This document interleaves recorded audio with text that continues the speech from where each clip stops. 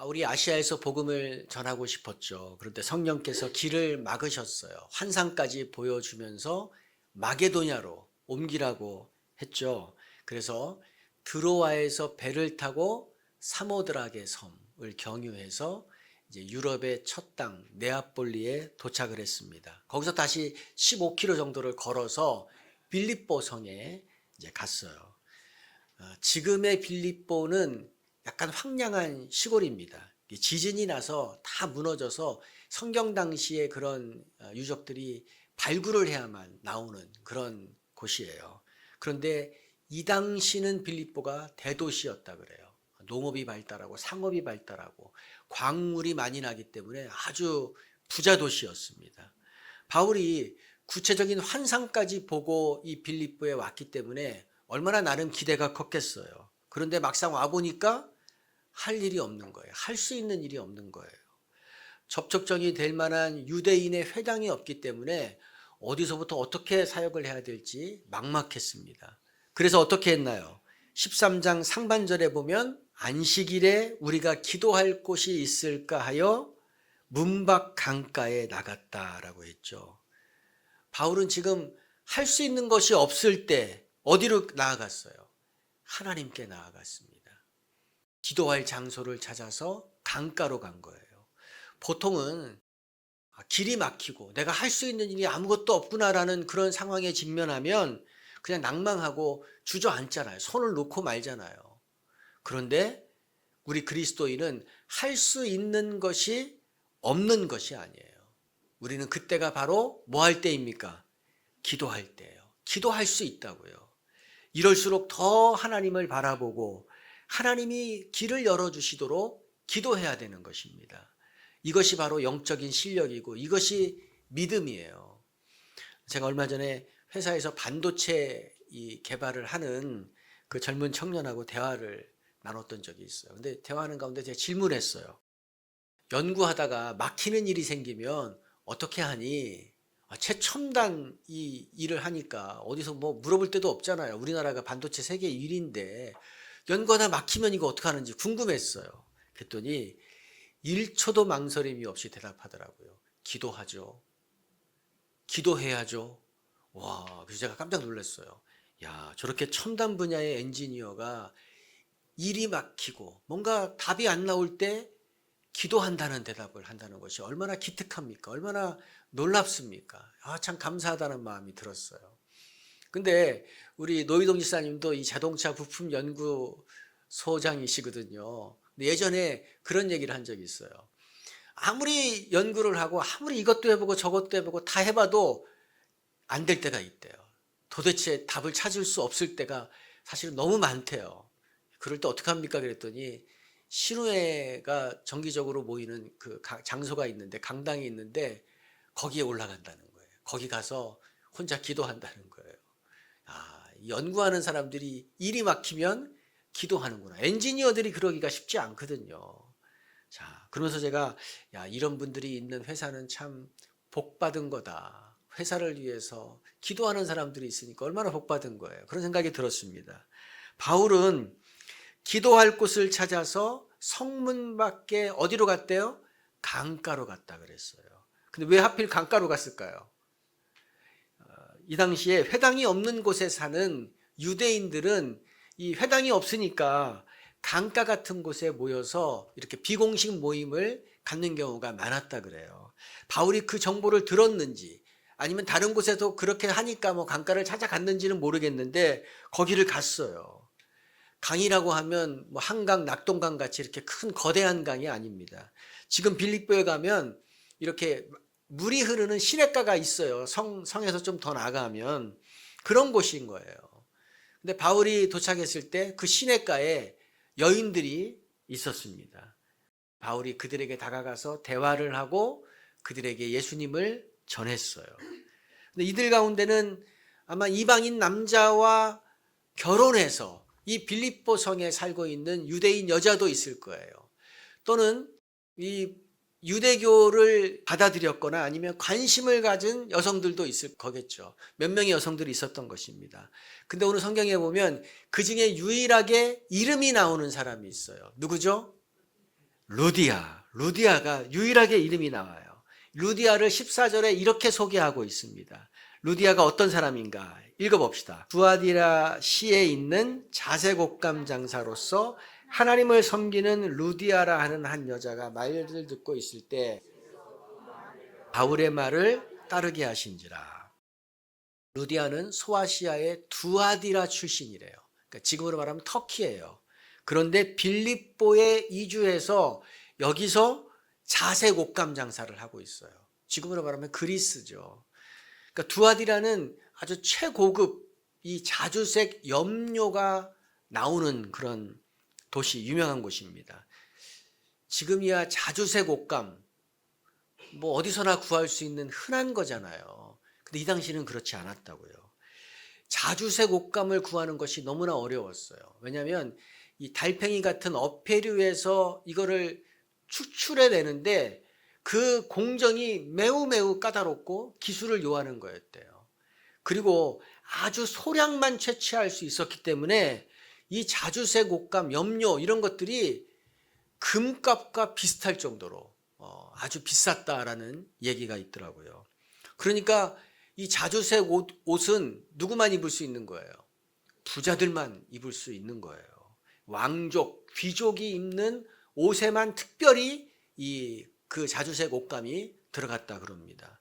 그러니까 루디아는 지금으로 말하면 부자들을 대상으로 장사를 하는 옷을 파는 명품샵 주인이다라고 생각할 수 있을 것 같아요. 상당한 부자겠죠. 그런데 하나님을 섬기는 루디아라고 표현했어요. 하나님을 섬기는 루디아.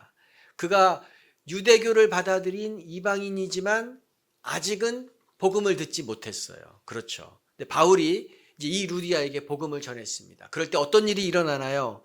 14절 하반절에 보면 주께서 그 마음을 열어 바울의 말을 따르게 하신지라.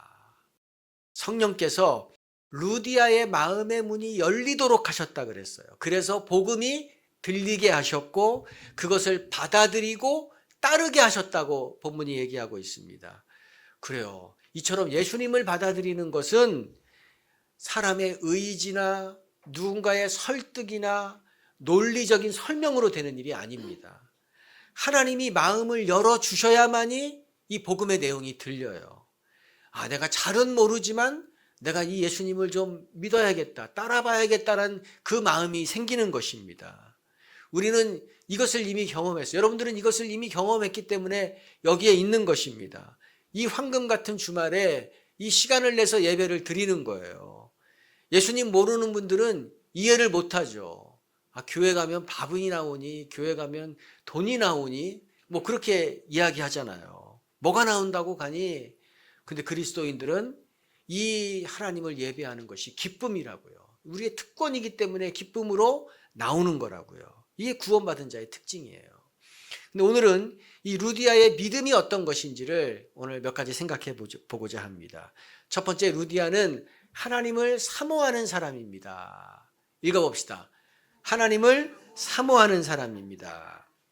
자, 성령께서 바울의 계획을 2번이나 막으시고 빌립보에 오게 하셨는데 특별한 일이 안 생겼어요. 이벤트가 없었어요. 근데 시내가에 갔는데 여자들만 있습니다. 이거 기대감이 있는 만남이 아니죠. 이 당시 사회에서 여성은 영향력이 없는 존재들이었잖아요. 그런데 루디아의 입장에서 보면 이 바울의 팀을 만난 것이 어떨까요? 바울과 아무런 연결고리가 없어요. 사돈의 8촌도 안 돼요. 그런데 나를 만나기 위해서 목숨을 걸고 그 긴 항해를 했어요. 바다를 건너서 왔어요. 이렇게 시냇가에서 우연히 저 사람들과 만날 확률은 아무리 계산해봐도 이것은 살면서 벼락을 맞을 확률보다도 적을 것 같아요. 하나님이 나 같은 사람을 예수 믿게 하려고, 나 같은 사람을 구원하게 하시려고 저 멀리에서 저 사람들을 섬세하게 동원해서 이동해서 움직이셨구나, 여기까지 움직이셨구나 생각하니까 마음에 감격이 일어날 수밖에 없죠. 근데 하나님의 입장에서 봅시다. 하나님의 입장에서 보면 루디아가 어떤 존재였을까요? 14절에 하나님을 섬기는 루디아라고 했죠. 하나님을 섬기는 루디아. 학자들 가운데는 빌립보에 원래 유대인의 회당이 있었을 것이다라고 얘기해요.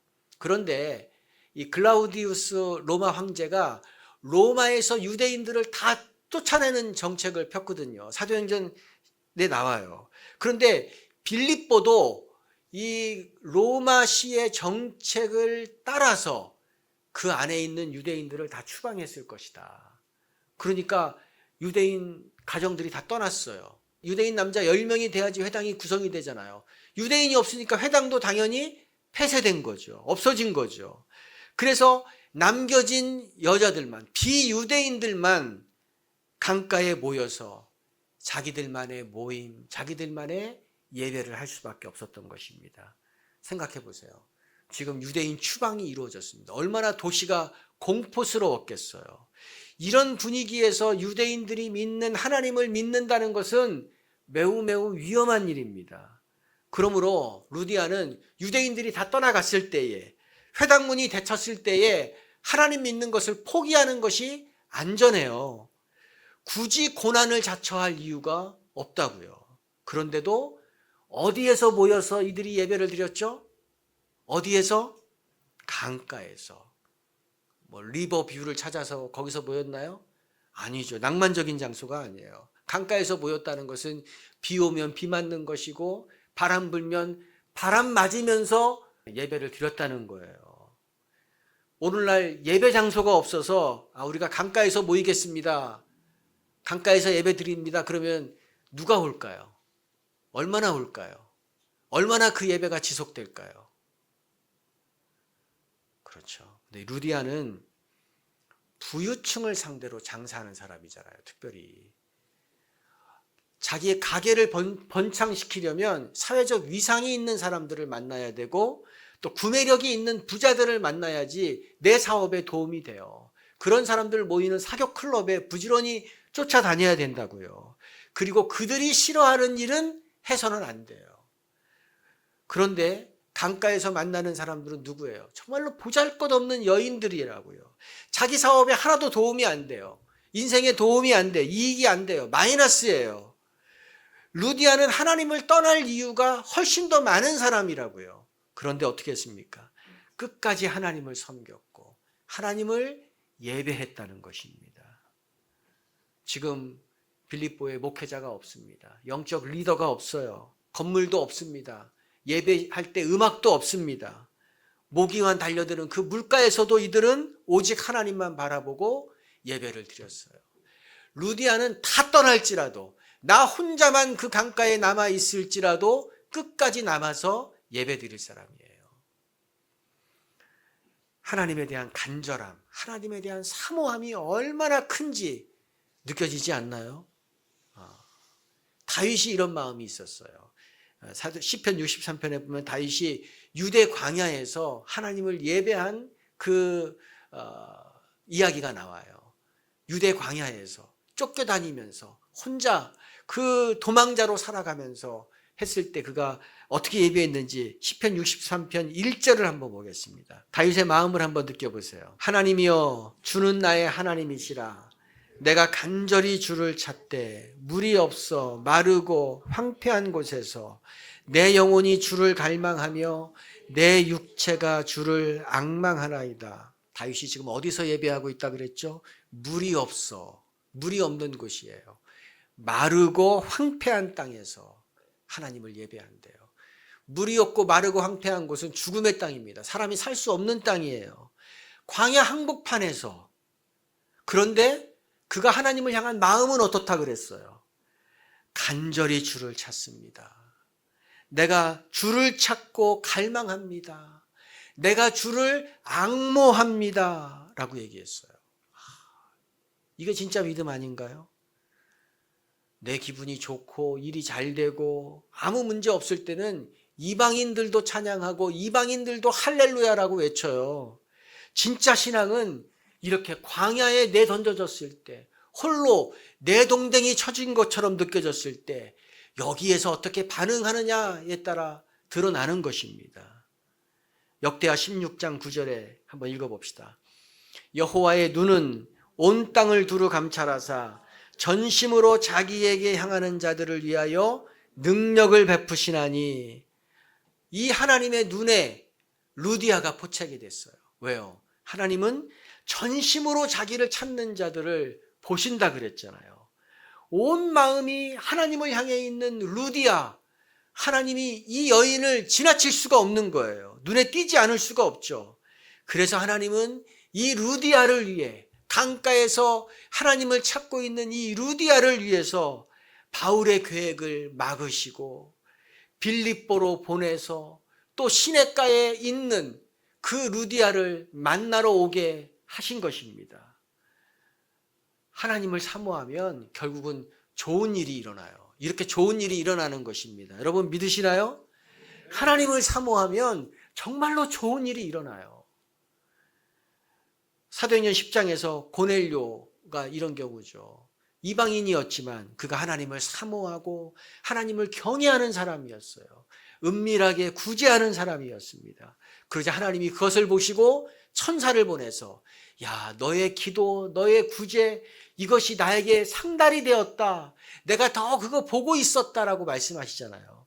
그러면서 그 바쁜 베드로를, 요빠에 있는 베드로를 급파해서 가이사랴에 있는 고넬료의 집에 보냈어요.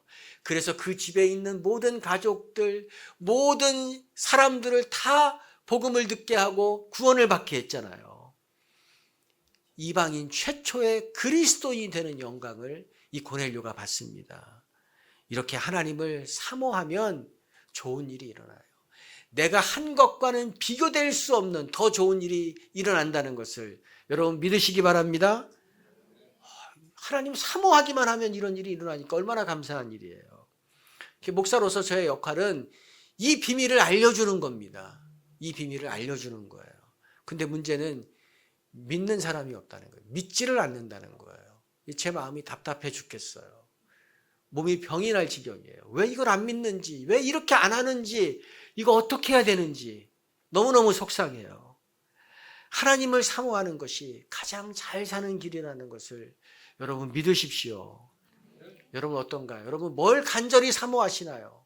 뭘 애타게 사모하시고 뭘 구하시나요? 내가 무엇을 말하는지를 보면 알 수 있어요. 여러분 말 가운데 하나님이 있으신가요?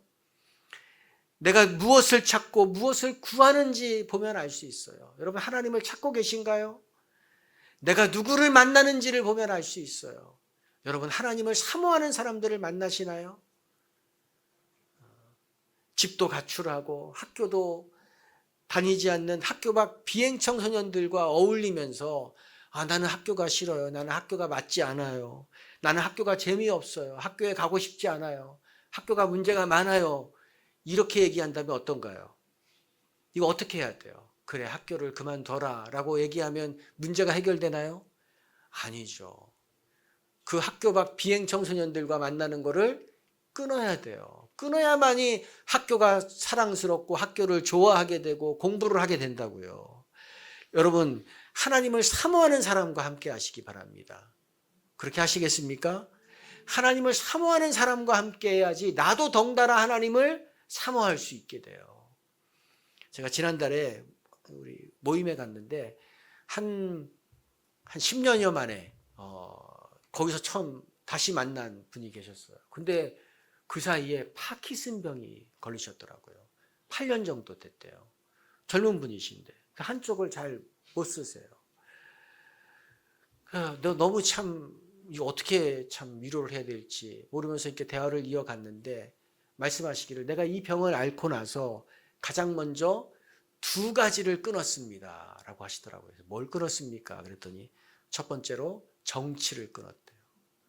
두 번째는 롯데를 끊었답니다. 이해하시겠어요? 이분에게 이 질병을 앓고 나서 가만 보니까 자기의 2가지 분노 유발자, 내적 분노를 유발하는 2가지 존재는 정치와 롯데였다. 매일 정치면을 확인했던 거죠. 매일 정치면 확인하고 돌아가는 것을 또 확인하고. 근데 여기에 대해서 지나치게 관심을 가지니까 내 몸이 아팠구나. 내 마음이 고통을 받았구나. 어떻습니까? 그렇게 했더니 홀가분해졌습니다. 자유를 얻었습니다. 말씀하셨어요. 그러니까 사모해야 될 대상이 잘못됐다는 것을 깨달으신 거죠. 악한 사단은 우리의 눈을 가려서 우리가 하나님을 사모하지 못하게 합니다. 하나님을 사모하면 어떻게 되는지 알거든요. 그러면 은혜를 입고 삶이 변화되니까 그거 하지 못하도록 세상을 사모하게 만듭니다.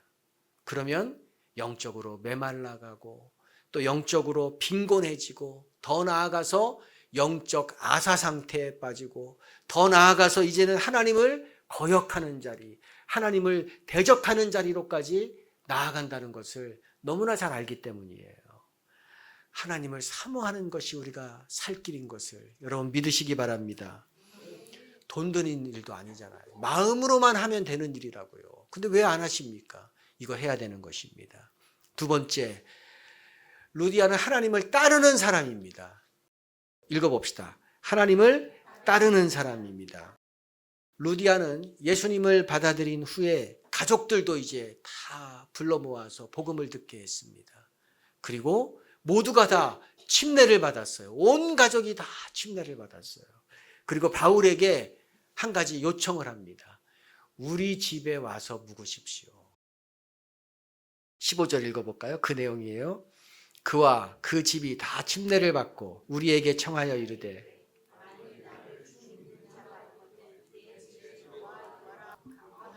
머물게 하니라. 그냥 지나가는 말로 우리 집에 한번 오세요. 이 정도가 아니에요. 강권했다는 말은 바울이 분명히 거부할 게 분명하거든요. 패기치지 않으려고. 당신이 거부한다고 해도 나는 억지로 끌고 가서 우리 집에 모시겠습니다. 라는 그런 강력한 의지의 표현인 것입니다. 이건 거부할 수가 없는 거예요.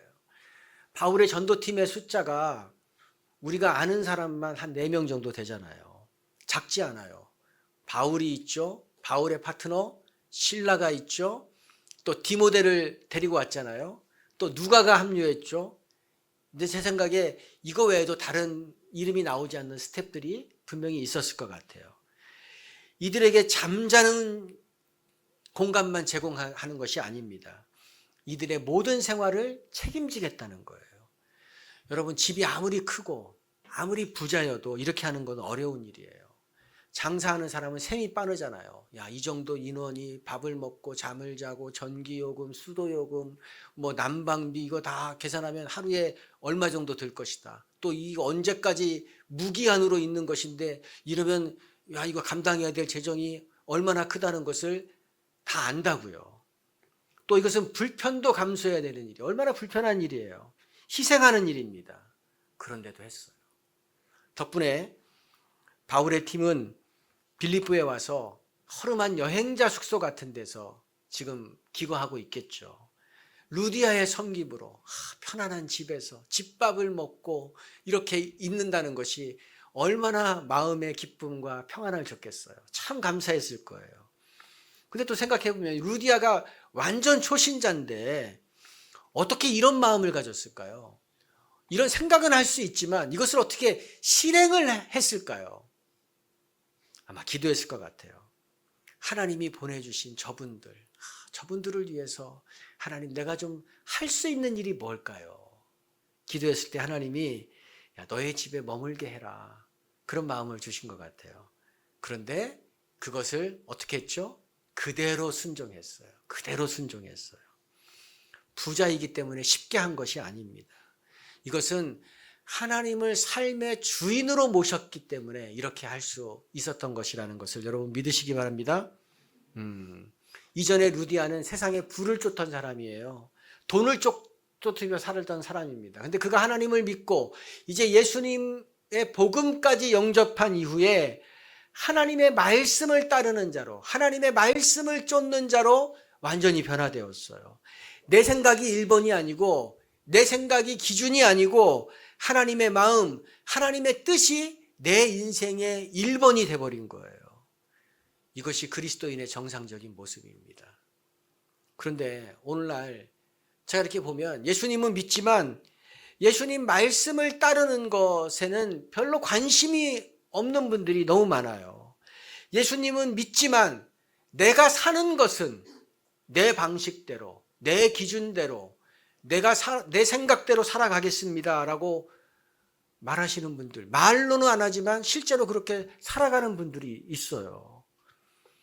어떤 결정을 했습니다라고 하면서 오시는 분들에게 제가 늘 물어보거든요. 그거 주님이 원하시는 길입니까? 그거 주님의 공동체를 위하시는 길입니까? 하나님을 1번 자리에 놓고 결정하신 것입니까? 물어봐요. 대부분은 그건 모르겠고요. 내가 이렇게 하고 싶어서 결정했습니다라고 답을 하세요. 나에게 하나님의 뜻은 중요하지 않습니다라는 대답이에요. 하나님의 뜻은 나에게 중요하지 않습니다. 이거 뭐예요? 아직 하나님이 나의 주인이 아닙니다. 그 대답이잖아요. 이거는 그리스도인이라고 할 수 없어요. 하나님이 주인이 아닌데 어떻게 그리스도인입니까? 세상을 따르는 거죠. 세상의 메시지 따르는 겁니다. 네가 원하는 대로 해라. 네 마음이 움직이는 대로 해라. 네가 세상의 중심이다. 네가 원하면 성별도 바꿔라. 이게 세상의 메시지잖아요. 그러나 우리 그리스도인은 다릅니다. 내가 하고 싶은 대로 하는 사람이 아닌 것을 여러분 인정하시기 바랍니다. 내가 하고 싶은 대로 하는 것이 그리스도인이 아니에요. 누가복음 9장 23절에 예수님이 우리에게 하신 말씀입니다. 한 번 더 읽어보겠습니다. 아무든지 나를 따라오려거든 자기를 부인하고 날마다 자기 십자가를 지고 나를 따를 것이니라. 이게 좋은 격언이 아닙니다. 좋은 경구문구가 아니에요. 우리 그리스도인의 삶의 지표로 삼으라고 예수님이 주신 말씀입니다. 그리스도인은 이전에 나의 죄된 습성들, 죄된 그 본성을 따르는 자가 아니고 내 중심의 생각을 따라 사는 자가 아니고 주님을 따라 사는 사람인 것입니다. 주님의 말씀을 따라 사는 사람인 것입니다. 그래서 그리스도인들에게는 특징이 있어요. 이제는 하나님 때문에, 주님 때문에 나를 버린 역사가 있어요. 잘 이해하시기 바랍니다. 주님 때문에 나를 버린 역사가 있는 사람이 그리스도인이에요. 주님 때문에 주님께 나를 드린 역사가 있는 사람이 그리스도인입니다. 히스토리가 있는 사람이라는 거예요. 나를 버린 히스토리가 있고 나를 드린 히스토리가 있는 사람이 그리스도인입니다. 성숙한 사람은 이것이 쌓여 있는 사람이에요. 주님께 받은 히스토리만 있다. 그거는 예수님을 30년 믿어도 40년 믿어도 영적인 어린아이입니다. 어린아이는 받기만 하잖아요. 출애굽기 38장에서 성막에 필요한 여러 가지 이제 기구를 제작하는 가운데 물두멍을 만드는 그 이야기가 나오죠. 이 물두멍, 제사장이 이제 성소에 들어가기 전에 손과 발을 씻는 그런 것이 대야 같은 역할을 하는 것이 물두멍이에요. 근데 그걸 뭘로 만들었습니까? 노츠로 만들었어요. 노. 근데 생각해 보세요. 지금 이스라엘 백성들이 광야에 있는데 이 놋을 어디서 구해왔을까요? 8절에 보면 회막문에서 수종드는 여인들의 거울로 만들었다 그랬어요. 회막문에서 수종드는 여인들의 거울로 이 물두멍을 만들었다는 거예요. 수종드는 여인들, 허드렛 일 하는 여인들이 이름도 안 나와요. 그런데 이들이 자기들이 쓰던 놋거울을 하나님께 드렸어요. 그것을 다 모아가지고 녹여서 이 큰 물두멍을 만든 것입니다. 이때는 유리가 없던 시대입니다. 거울을 놋으로 만들었어요. 그래서 거울이 비싸요. 아주 희귀합니다. 이거 거울 하나 놋거울 드리면 뭐 어디 시장 가서 뭐 사면 되지 어디서 살 수 있는 것이 아니에요. 광야에서 어디서 살 수 있습니까? 못 사는 거예요. 드리고 나면 나는 거울 없이 살아야 돼요. 여성들에게 거울은 어떤가요? 필수품이에요. 거울 지금 다 하나씩 갖고 있죠? 거울 없이 사는 용감한 여성들이 없다고요. 근데 거울이 없다고 생각해 보세요. 하나님을 위해서 내 얼굴을 돌보는 것을 포기한 거예요. 하나님께 그 놋을 드리기 위해서 나를 돌보는 그 권리를 포기했어요. 이들이 왜 거울을 드렸을까요? 하나님의 성막, 하나님의 이 성전을 짓는데 내가 무엇이라도 기여하고 싶은 거예요. 아마 금이 있었으면 금을 드렸을 거예요. 은이 있었으면 은을 드렸을 거예요. 그런데 허드렛 일 하는 그 사람들이기 때문에, 여인들이기 때문에, 가난하기 때문에 돈이 없어요. 자기가 가진 것은 놋이에요. 놋 거울 뿐이에요. 그렇지만 자기에게 가장 귀한 거울로 쓰는 놋을 하나님께 드렸습니다. 내가 드린 이 작은 놋 거울이 하나님께 쓰임받는다면, 하나님의 이 성전에 쓰임받는다면, 영원히 사용된다면 얼마나 귀한 일인가 흥분하며 감사하며 드린 것입니다. 얼마나 아름다운 히스토리가 있는 건가요? 그렇죠. 그 놋거울을 딸에게 물려준 것보다 하나님께 드린 것이 훨씬 더 가치 있는 거잖아요. 반면에 성경에는 또 이 드리는 것을 회피한 가정의 이야기가 나와요. 롯기의 나오미 가정 이야기 나오죠. 나오미와 남편 엘리멜렉, 베들레헴에서 부자였어요. 아주 유력한 사람들이었습니다. 존경받고 잘 사는 사람이에요.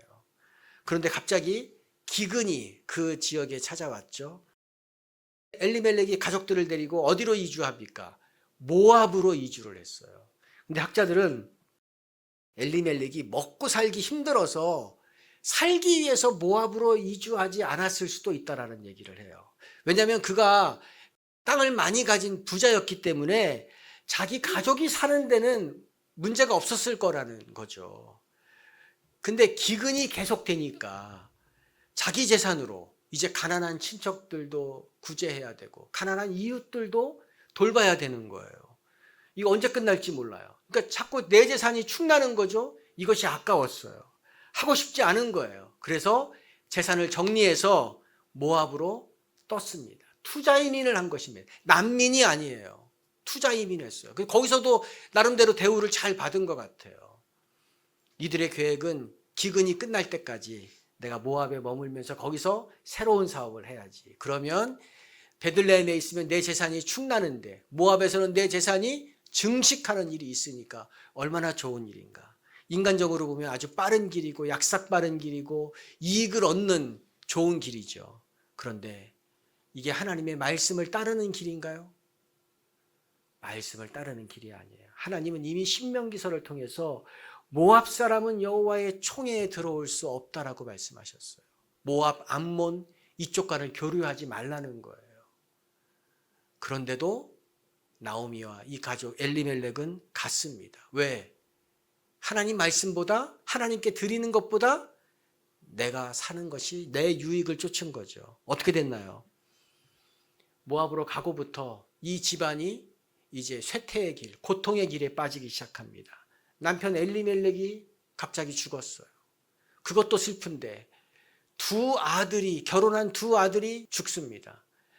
이방 땅에서 나오미 혼자만 남아요. 경제적으로 곤두박질한 거죠. 감정적으로, 정서적으로 완전히 무너져 버린 거죠. 나오미가 나중에 이렇게 고백하죠. 룻기 1장 20절 21절 읽어봅시다. 나오미가 그들에게 이르되 나를 나오미라 부르지 말고 나를 마라라 부르라. 이는 전능자가 나를 심히 괴롭게 하셨음이니라. 내가 풍족하게 나갔더니 여호와께서 내게 비어 돌아오게 하셨느니라. 여호와께서 나를 징벌하셨고 적는 자가 나를 괴롭게 하셨거늘 너희가 어찌 나를 나오미라 부르느냐 하니라. 나오미의 이름이 희락이에요. 사람들이 희락아 부르니까 나는 희락이 아니다. 나는 괴로움이다. 내 인생은 지금 봐라 텅 비었다라고 얘기하잖아요. 하나님께 아끼려고 하다가 다 잃어버렸어요. 텅 비어서 돌아왔습니다. 하나님 말씀 따르지 않고 내 이익을 따라 살려고 하다가 다 잃어버렸어요. 여러분, 하나님 살아계신 분이라고요. 하나님 우리 다 안다고요. 하나님은 루디아가 말씀을 따라 드리기를 기뻐하는 것을 보면서 하나님이 그 마음을 보시고서 그에게 놀라운 은혜를 부어주십니다. 루디아의 집에서 유럽 최초의 교회가 탄생해요. 시작이 됩니다. 여러분, 얼마나 영광스러운 일이에요. 내 집에서 유럽 최초의 교회가 시작된다는 것 얼마나 영광스러운 일입니까? 빌립보 교회가 그 집에서 세워졌어요. 저는 루디아를 보면서 야, 정말 이게 수지 맞은 인생이다. 수지 맞은 인생이다 생각했어요. 이 당시 빌립보에 루디아보다 부자들 셀 수 없이 많았을 것입니다. 루디아는 상위 30% 안에도 못 들었을 거예요. 대단한 부자 아니에요. 일해야만이 사는 그냥 조금 먹고 살기에 충분하다 뭐 그 정도죠. 사업가가 아니잖아요. 이 당시 빌립보 총독이 누구인지 아는 사람 누가 있습니까? 빌립보 총독을 기억하는 사람 아무도 없어요. 이들을 기념하는 사람 아무도 없습니다. 그런데 지금 빌립보에 가면 루디아를 기념하는 교회가 있어요. 루디아 기념교회가 있습니다. 맑은 시냇물이 흐르는 아주 아름다운 곳에 루디아 기념교회가 있어요. 빌립보를 순례하는 순례자들은 반드시 가서 방문하는 곳입니다. 그 물가에 앉아서 여기서 하나님께 기도했겠구나. 여기서 예배했겠구나. 그것을 느낄 수 있어요. 그 루디아 교회가 아니라면 그 동네는 너무 시골이어서 갈 일이 없습니다. 갈 사람이 없어요. 그런데도 전 세계의 사람들이 거기를 간다고요. 지금도 루디아가 기억되고 있는 거잖아요. 지금도. 여러분, 이거야말로 멋진 삶 아닌가? 이거야말로 멋진 인생 아닌가요? 그렇다고 루디아가 자기의 전 재산을 드린 것도 아니잖아요. 일부만 드린 거예요. 그런데 하나님이 주신 마음을 따랐을 때 이런 일이 일어났다는 것을 여러분 기억하시기 바랍니다. 무엇을 말하는 건가요? 하나님이 이런 믿음의 사람들을 얼마나 기뻐하시는지, 이런 믿음의 사람들을 하나님이 어떻게 해서든지 복 주시려고 하시는지를 우리에게 알게 하시는 거예요. 하나님 말씀은 무엇이든지 순종하면 우리에게 복이 된다는 것을 우리에게 알려주시는 것입니다. 하나님이 마음 주신 것은 무엇이든지 순종하면 우리에게 복이 된다는 것을 알려주시는 겁니다. 아멘. 네, 저는 우리 교회 이런 분들이 너무나 많아서 제가 감사해요. 제가 모르는 가운데, 안 보이는 가운데 서로 나누고 서로 도와주고 이런 일들이 제가 모르는 게 더 많죠. 그렇지만 제가 아는 것만 기억해도 어떻게 저런 생각을 했을까? 어떻게 저렇게 알지도 못하는 분에게 저런 섬김을 할 수 있을까? 하나님이 주신 마음을 따라가는 분들이 그렇게 많은 거예요. 근데 이것이 하나님이 다 아신다는 것입니다. 저와 여러분이 계속해서 이 루디아의 믿음의 길을 걸어가시기를 축복합니다.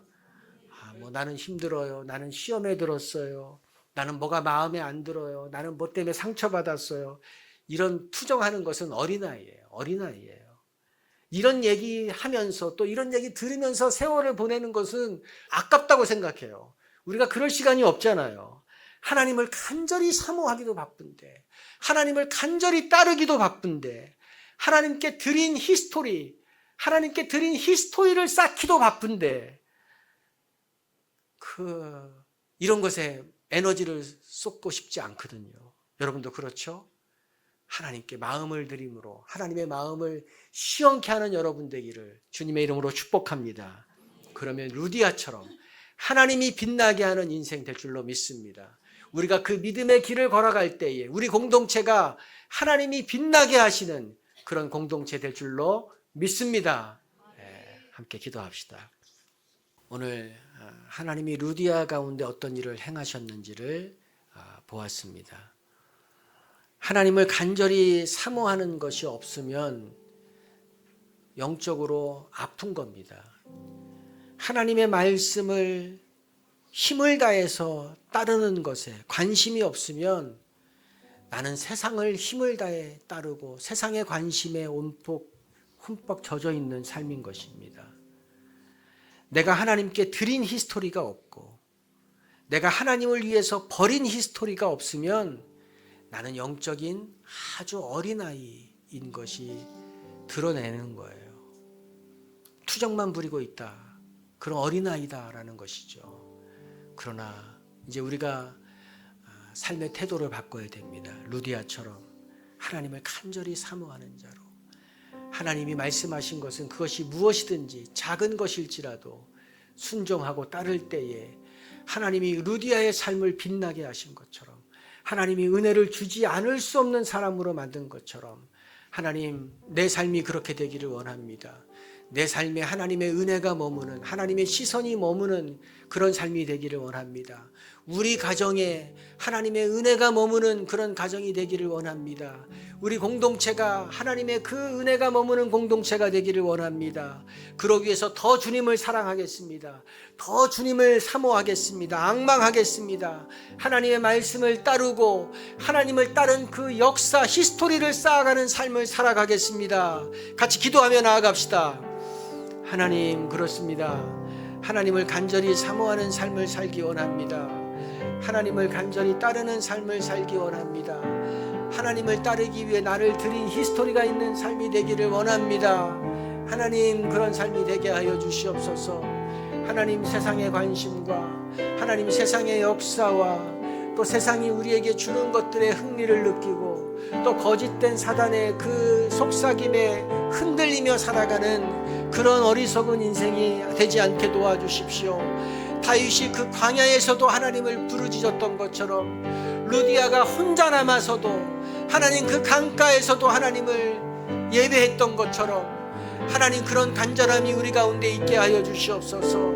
하나님 말씀을 따르기 위해서 루디아가 자기의 집을 내어놓았던 것처럼, 자기의 그 부요를 희생했던 것처럼, 하나님 우리 안에도 그런 하나님 말씀하실 때에 따르는, 내어드리는 그런 결단이 있게 도와주시옵소서. 놋거울을 주님 앞에 드리는 자가 되게 도와주시옵소서. 하나님, 그것을 기쁨으로 하는 자들이 되게 도와주시옵소서. 하나님 앞에 드리기를 거부한 인생, 결국은 텅 비고 말 것이라는 것을 우리가 준엄하게 깨닫게 도와주시옵소서. 하나님께 아끼는 것이 아니라 하나님께 드리는 것이 남는 것임을 기억하게 도와주시옵소서. 하나님, 우리 모든 성도들의 삶이 그래서 주님이 주시는 그 풍요함으로, 주님이 주시는 그 충만함으로 가득하게 도와주시옵소서. 우리 안에 인색의 영을 떨쳐지게 도와주시옵소서.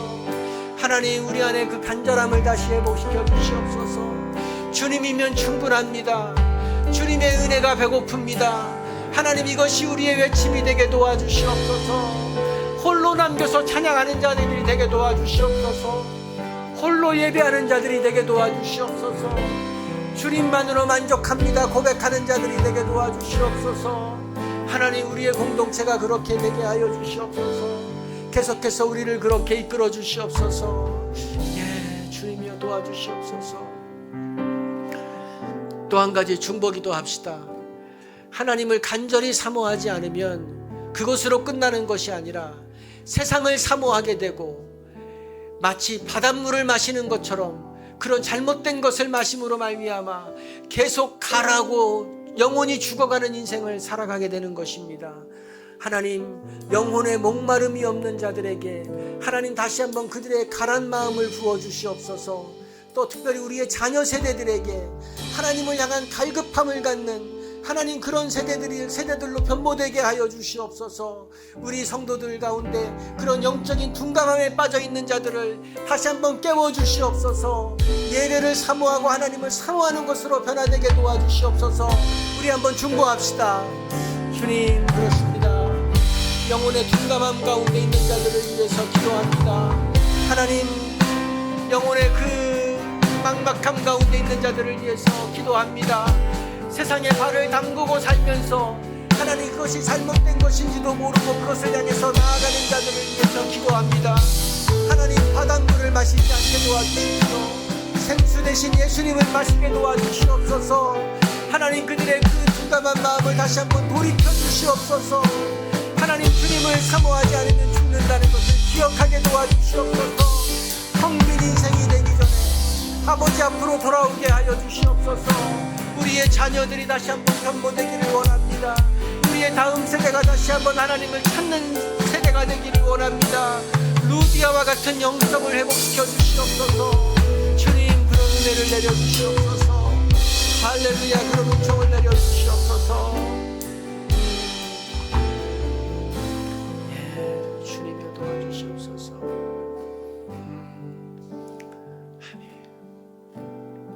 회당문이 닫히고 함께 자기에게 말씀을 가르쳐 주었던, 말씀으로 교제했던 영적인 리더들, 공동체의 사람들이 다 추방당하 떠난 그 빌립보에 남아서 루디아가 홀로 예배 드리는 날도 많았을 것입니다.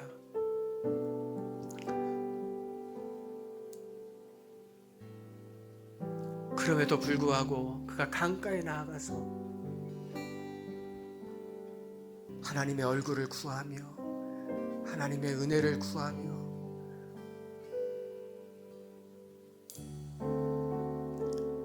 하나님을 찬양했던 것들을 하나님은 기억하셨습니다. 우리 루디아의 마음을 기억하며 그가 하나님을 찬양했던 그 모습을 기억하며 이것이 우리의 고백이 되도록 찬양합시다.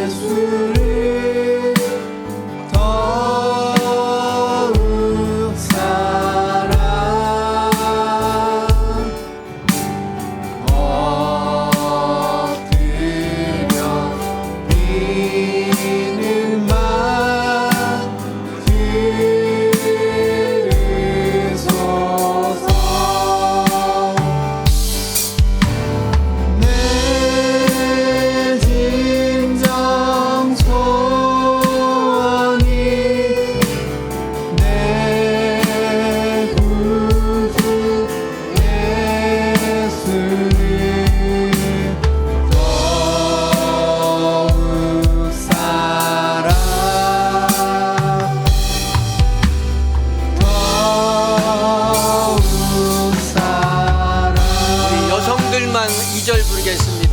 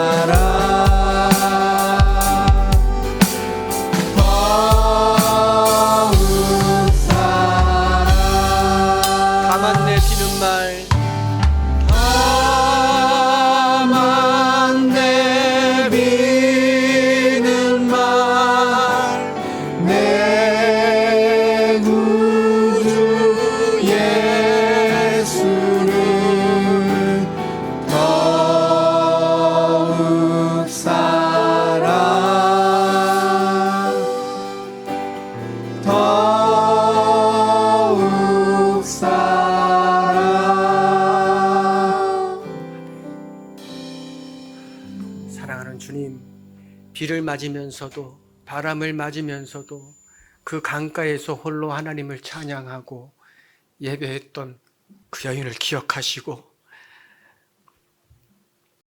그 여인이 드린 것과 비교할 수 없을 하늘의 큰 영광으로 복으로 또 채워주시고 지금까지도 그 이름이 해같이 빛나도록 또 우리에게 증거가 되도록 알려주신 그 주님의 이름을 찬양합니다.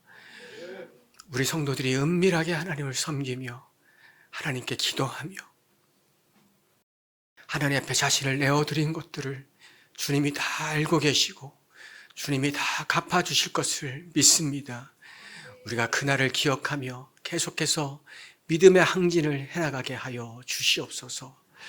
성부와 성자와 성령의 은혜가 오늘 주님을 간절히 사모하고 주님의 말씀을 계속해서 따르기로 결단한 성도들 위해 영원히 함께하기를 예수님의 이름으로 축원드립니다.